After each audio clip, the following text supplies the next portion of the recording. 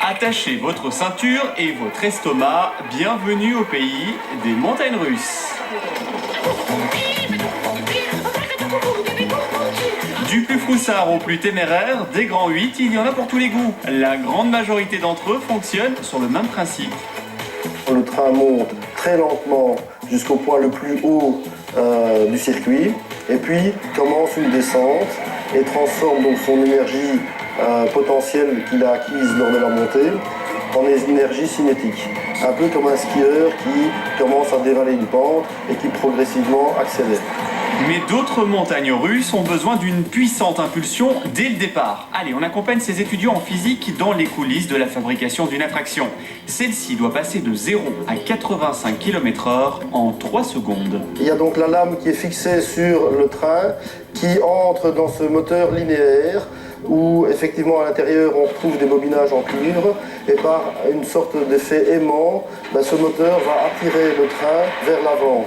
Et donc sur une trentaine de mètres, on a une quarantaine de moteurs qui sont installés, qui représentent à eux seuls l'équivalent d'à peu près 60 voitures. Une fois les visiteurs à bord, ce train pèse 10 tonnes. Pour le propulser, il faut une puissance énorme.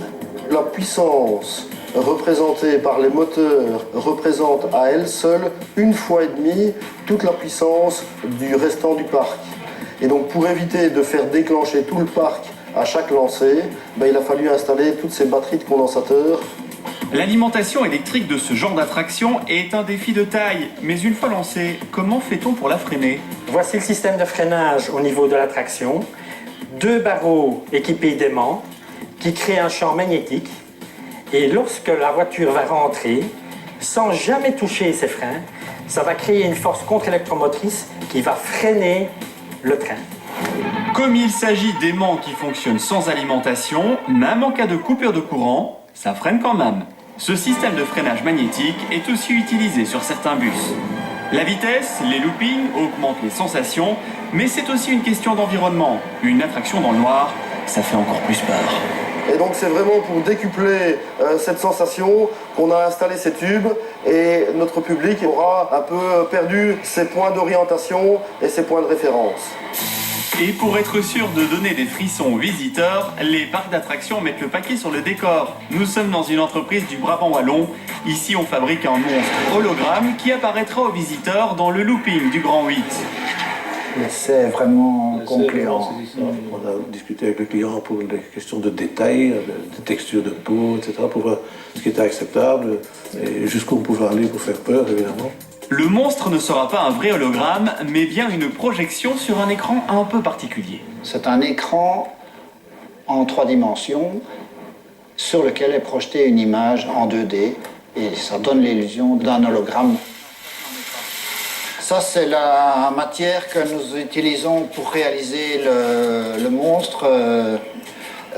Donc c'est un polystyrène inifugé, c'est-à-dire ininflammable. Il est également d'une granulométrie très fine, ce qui nous permet de le poncer pour réaliser des sculptures. Et la sculpture a été installée dans le looping de l'attraction. Yvan Liénard vient constater le résultat. Ça y est? Ça va, oui, ça va, ça se finalise. C'est le grand jour. Pascal Berger réalise habituellement des effets spéciaux pour le cinéma et c'est lui qui a conçu le monstre. En fait, le défi principal, c'était d'abord de recréer sur un volume, une sorte de bas-relief qui a une profondeur de plus ou moins 70 cm. Une créature qui devrait normalement en avoir 1,50 m de profondeur facile. Donc, grâce au mapping, au principe de projection de vidéo, on recrée tout à fait cet effet, ce qui fait vraiment ressortir la créature comme elle devrait être.